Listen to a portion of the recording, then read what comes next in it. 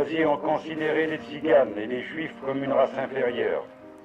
Ils étaient condamnés, parce qu'ils étaient condamnés avant leur naissance, par l'identité de leurs parents, sans la moindre possibilité d'échapper à la mort décidée par les nazis. Il y a 60 ans, mon père était dans ce camp à Montreuil-Bellay.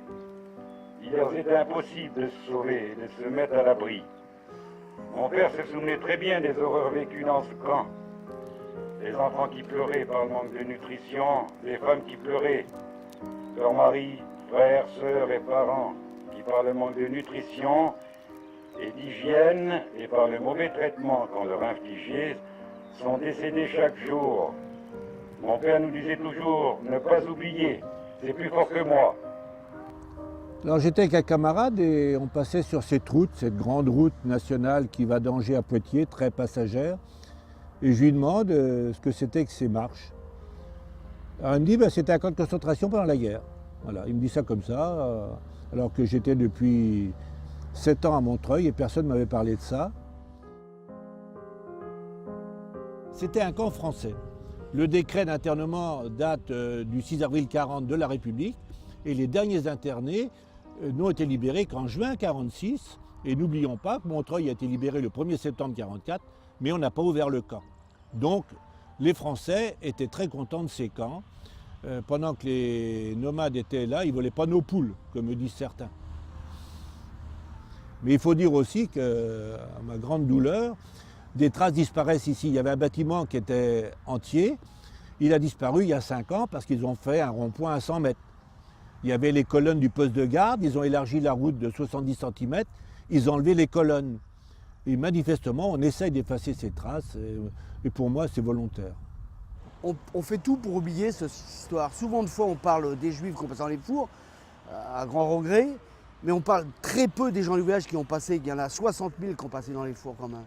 Et ça, on en parle très peu, très peu. On évite d'en parler, parce que c'est pas bien. Il faut savoir qu'ici, là, si les gens du voyage étaient gardés par des Français, il faut savoir qu'il y a beaucoup de gens du voyage qui ont passé dans les fours par les délateurs français et par la police française. Si l'État ne reconnaît rien, c'est parce que, sûrement, je ne sais pas, c'est la crainte. Nous sommes porteurs de soucis, porteurs peut-être encore de certains préjugés que l'État s'attribue. Et pourtant, nous sommes des gens de bonne volonté. Nous avons quand même des richesses culturelles qui ne sont pas négligeables. Dans le domaine des enfants handicapés, dans le domaine des vieux qui sont gardés au sein de notre communauté.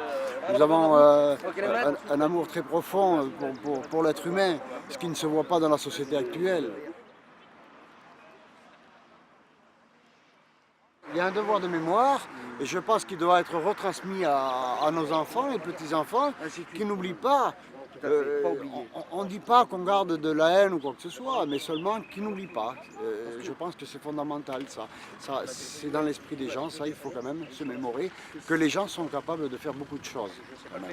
En fait ça nous fait du bien de revenir là, mais en fait en même temps ça nous fait mal parce qu'on pense qu'est-ce qu'ils ont subi. Et puis en même temps, ça nous fait du bien parce qu'on ne voudrait pas que ça cesse. Pas qu'ils détruisent ce que nos parents puis nos arrière-parents ils ont subi ici. C'est déjà pratiquement fait. Hein. Vous voyez ce qui reste des baraquements, il ne reste plus grand-chose. C'est à la merci des vaches qui piétinent tout. Il y a des panneaux publicitaires. Est-ce qu'on verrait ça dans un autre camp d'internement, que ce soit pour les juifs ou pour les communistes ou autres? Non, ils ont été très bien conservés, ils ont entretenu le devoir de mémoire, mais pas avec nous. Nous, on est la honte. On est leur honte, on est la honte du gouvernement français. Alors ce panneau publicitaire interpelle beaucoup de gens, et nous les premiers, et on essaye d'acheter cette parcelle de 1 hectare 300 où il y a les ruines principales. Mais le propriétaire nous a dit qu'il n'était pas question d'enlever ce panneau parce qu'il rapporte beaucoup d'argent. Et bon, nous, on voudrait qu'il soit déplacé peut-être une centaine de mètres. Le camp faisait 1 km de long, donc il y a de la place. Mais ça sera à nos frais si on réussit à l'acheter. Il est là, mais il y a eu pendant très longtemps, quand on a fait mettre la stèle en 88, il y avait un panneau, je vous montrerai la photo, où il y avait un panneau publicitaire pour le camping de Montreuil-Bellay qui est à 3 km. Et le panneau était sur le camp, il y avait dessus marqué « Camping 3 étoiles ». Il suffisait d'enlever le « ing » et nous avions un camp 3 étoiles, ce que manifestement il n'était pas. Ce qui est décevant un petit peu, c'est qu'on est obligé de créer des associations pour pouvoir nous défendre, parce que la façon qu'on procède, que l'État procède et les élus, c'est une façon d'exterminer le voyage. Si on ne crée pas des associations, je pense que ça peut revenir comme ça, quoi, dans le même système que vous voyez là. Toutes ces pierres-là, ils étaient là, pieds nus là-dedans. Pieds nus. Rien du tout, pas de couverture, rien. Ils étaient jetés là-dedans. Hein. C'était une fois, elle me disait, puis ma mère, elle disait, quand ils nous mettent au cachot, eh ben, ils nous parlaient du cachot. Ils voyaient la mort arriver devant eux, hein. Puis ils ont souffert là-dedans. C'était humide, c'était même pas comme ça. C'est honteux même d'avoir mis des bêtes là-dedans. C'est vrai, des bêtes là-dedans. Donc les gens ont fort souffert. Donc ils nous prennent vraiment pour des bêtes. Ils nous prennent vraiment pour des bêtes. Ils voulaient faire ça comme ça. Et puis on fait rien là.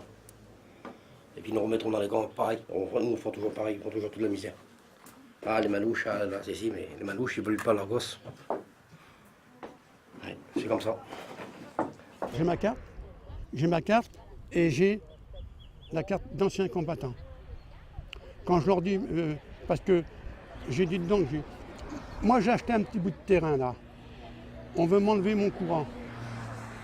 J'ai vu le maire encore hier, j'ai dit monsieur le maire, j'ai dit vous nous chassez de notre terrain parce qu'on est gens du voyage, vous ne voulez pas des gens du voyage.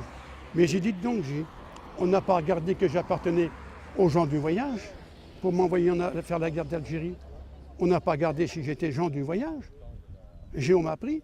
Et aujourd'hui, quand j'explique par où j'ai passé, j'ai dit, regardez, j'ai subi les camps de concentration, j'ai subi la guerre d'Algérie, et c'est ce qu'ils me répondent, Nekisté. Oh, ça va, c'est du passé.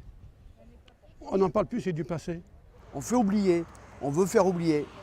Et ça, eh ben, nous, on est là pour ça, pour ne pas le faire oublier et transmettre aux enfants le savoir de ce qui s'est passé contre les gens du voyage. En fait, ce qui s'est passé, c'est qu'ils avaient tellement peur ils ne voulaient pas en parler, les vieux, à la base, de ce qui s'était passé ici. Ils avaient honte. Mais maintenant, les langues, elles se sont vite déliées. Et maintenant, ils nous ont expliqué ce qui s'est passé. C'est à nous, maintenant, de faire transmettre, pas qu'on oublie. Ou qu'on les oublie, eux. Et nous, on voudrait bien en parler justement aux générations derrière, pour pas qu'ils... Parce que déjà, nous, les propres enfants, eh ben, ça nous traumatise de voir des trucs comme ça. De voir qu'est-ce qu'ils ont passé, parce que des fois, quand on regarde à la télévision, qu'est-ce qu'ils ont... Ils se mangeaient les poutres sur la tête. Là, mon père, il a rampé à 4 pattes, là. Ma grand-mère, 9 jours qu'elle est restée là, pour pas qu'elle s'endorme, pour pas que les rats, ils la mangent. Vous croyez que c'est normal, ça? Et puis il y avait même des sédentaires, des gens du pays, ils se permettaient de venir au bord du camp et ils s'en faisaient un amusement, ils leur jetaient un morceau de pain, ils leur jetaient une cigarette, ils leur jetaient un morceau de chocolat, parce qu'ils savaient que tout le monde se jetait là-dessus. Et entre eux, ils s'agrippaient, ils se battaient pour récupérer soit cette cigarette, soit ce morceau de chocolat, ou soit ce morceau de pain. Ça ils s'en faisaient un amusement, les sédentaires. Ils s'en faisaient un amusement. En 1945, pendant la guerre, les Juifs, les Tziganes, les Polonais étaient très mal aimés. Nous sommes en 2008 et nous sommes toujours mal aimés. On ne veut pas nous accepter. Je me demande pourquoi. On nous considère en France comme des étrangers. Mais il faut savoir qu'on est français depuis 600 ans qu'on vit en France. Et moi je dénonce tout ça parce que bon, nous y retournons à vitesse grand V, on va dire, hein, parce que par le biais donc des obligations d'aller sur les terrains d'accueil, parce que le mot passe mieux maintenant. On dit plus camp d'internement, on dit terrain d'accueil. Mais c'est la même chose, hein, c'est un ghetto, hein, ni plus ni moins. Hein, voilà, hein. Puisqu'on nous interdit de voyager, parce qu'en dehors des aires de stationnement, nous sommes traités de délinquants. Vous vous rendez compte, vous? Les gens, alors que c'est contraire aux constitutions des droits de l'homme. L'homme est libre d'aller où il veut. Alors vous voyez, donc on revient en 1936 et ça, je veux dire par là que je mets des réserves parce que c'est quand même assez dangereux. Hein. Nous assistons quand même à une époque très dangereuse vis-à-vis de la population des gens du voyage. Hein.